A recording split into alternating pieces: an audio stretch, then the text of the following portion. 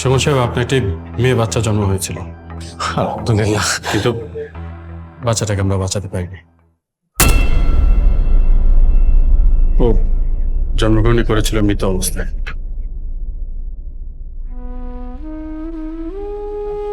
সুমন সাহেব, আপনি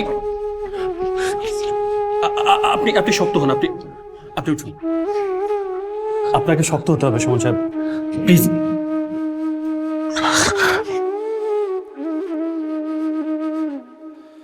স্যার, আমার বউ